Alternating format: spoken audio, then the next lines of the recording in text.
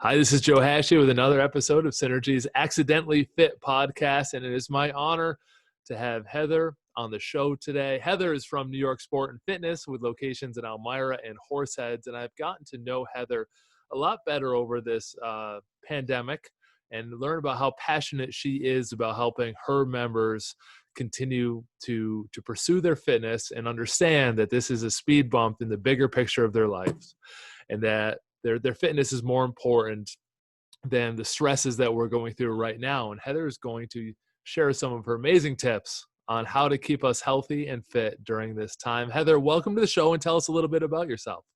Hi. Well, you covered it wonderfully. Thank you very much. But yes, my name's Heather. My husband and I own two clubs in upstate New York, not that far from you. Mom of three, so, busy school, homeschooling, all that stuff like everybody else right now. It's beautiful. I have been to their facilities, both of them, and trained at both of them, and they are beautiful facilities. And I can tell the care you put into your physical locations, but also from being Facebook buddies for a while, the care you put into your members, which is why I invited you on the show today, because I know you have some nuggets to share that we can all learn from. Heather, what's one tip that people can use to continue fighting the good fight and keep their health going? It sounds so simplistic, but it's something I find a lot of people don't do. And that's make it really easy on yourself to do so. Set up your home environment. And so things are happening kind of by happenstance where, like you said, accidentally or not so accidentally. And so just design your environment to work for you. And if you do that, you put a little thought into it, take a day or so to go through your house, it'll domino into a lot of really cool things. Yeah, accidentally on purpose. Yes. Yeah. Make it almost mindless would be perhaps a better way of saying. What's one example of that for, let's say, eating? How can they set up their life to eat better? The easiest thing, and especially right now, is think about, I'm a big fan of mindful indulgence, but we all have a lot of things around our house that we indulge in that is not so mindfully, that we just kind of have a tendency to sit there and watch Netflix and, eat our chips or whatever. And so we all know those foods that if they're around our house, we just tend to munch on. We're going to always grab a handful of. It sounds, again, very simple, but don't bring it into your house. Don't bring it there in the first place. That makes it painfully easy to not be always like my thing are Cheez-Its.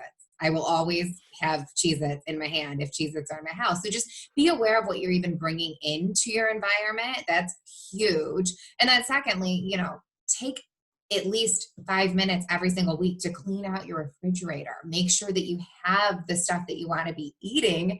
So you open it up and it's just right there for you, and make it pretty. Nobody wants to eat an apple out of a dirty fridge, Great tip and practical. And here's the reality is that you're going to hear a lot of the same tips on different podcasts is because they work. Yeah. It's that simple. It's not that you need to learn something new every time. It's that you need to be reminded of something you already know. And you probably already know that if you're working at home and you walk through your kitchen and there's it's leftover pizza there, that you're probably going to eat it. And you can take care of that ahead of time. Be more mindful.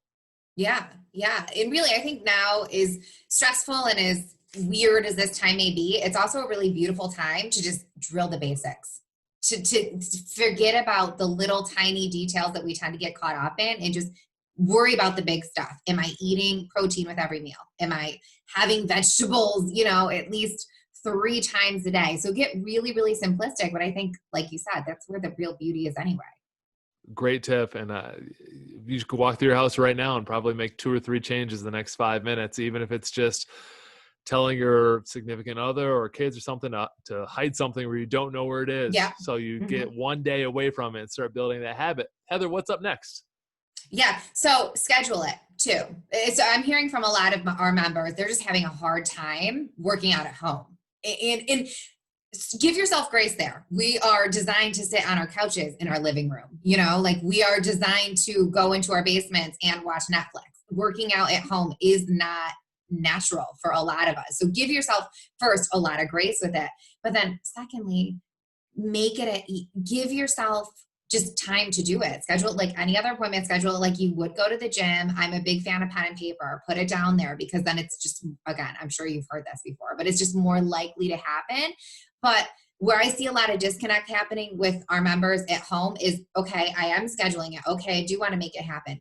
but they don't have that workout right in front of them. They're not at the gym with, me or you saying, hey, now we're going to do 10 more swings or we're going to do that. And so even though we're all providing workouts and all that stuff, take it upon yourself to actually physically write that workout up.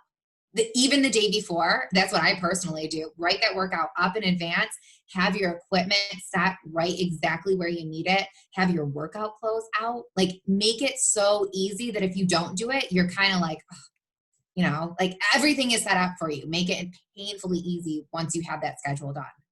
And that's a great tip to, again, be almost, you say mindful eating, but mindful exercising, where it takes so much friction to get up, write a workout, put the clothes on for it, get up, do your workout, shower, make a meal. But you can do half of that stuff ahead of time when you're messing around watching Netflix the night before. You can lay a couple things out. So make it easy on yourself, just like Heather said.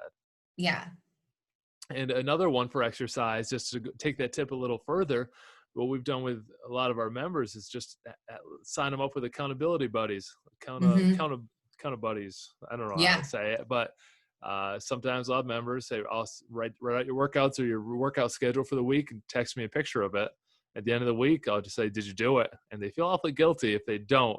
And if they do extra ones, they like to think they'll get extra credit by telling me about them. I give them no credit. I say, that's what's expected. Do your workouts.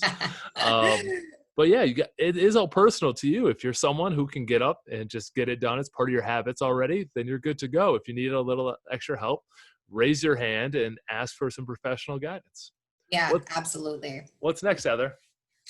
And this sounds maybe counterintuitive to everything I've just said, but I think it's really cool to give yourself permission to quit too. Like you have to show up for yourself, but this is a really good kind of BS caller, if I may. Give yourself permission to quit. Say, okay, I'm going to start this workout. If I'm not feeling it in 5 minutes, I have permission to stop. I just need to do it for 5 minutes. Same thing with, the healthy eating. I need to do it for just this one day. And then if I don't want to have broccoli at breakfast anymore, I don't have to. I'm only doing it for one day. And what we find almost all the time is as soon as you get going with it, you're good. It's there. It's just having this big daunting, I need to work out for 45 minutes or I need to eat healthy all the time seems really, really unmanageable.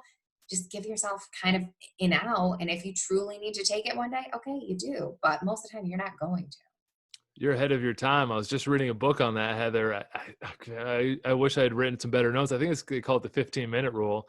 Like we make an agreement with yourself. I'm going to do this for 15 minutes, this workout. And then I can stop if I'm not feeling it, but I can do anything for 15 minutes. So I'm going to go for a walk for 15 minutes or do the exercise that Heather at New York Sport and Fitness or Joe at Synergy provides. I'm just going to try it for 15 minutes. But once you get the momentum going, you say, well, what's another 10 minutes? What's another 10 minutes? Exactly. It's just segmenting it and making it more digestible for yourself. Yeah, Heather, it's that mental game. I'm going to hit you for a bonus tip. Here comes the lightning round. You didn't see this coming. So you have a lot of members at home right now. Except Elmira, is the time we record this, and unfortunately put in that orange zone, and we'll leave politics aside, although we're both sad about it. But I know you've always been putting a positive spin on it each time we talk. How have you been able to keep your members engaged in almost like a fitness community, but they're as individuals at home now? Is there anything that you guys have been able to do to reach them? Yeah. And so actually my favorite thing, and you gave us the idea, was doing kind of a daily challenge.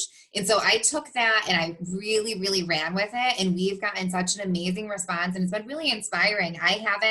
We haven't done any fitness related challenges thus far. I've asked them, what is the book you learned the most from? What is your favorite thing to do at the gym? What was your proudest moment at the gym? And what is your goal for next year? And so it's just been really cool to kind of remind myself and remind them of all the things that have nothing to do with fitness that come out of the gym, and so that's been really, really cool. So I think it's making all of us look even more forward to getting back into the gym because we're realizing like that sense of community, like, oh, I remember when she got that PR, or I remember talking about that book she read, or, whatever.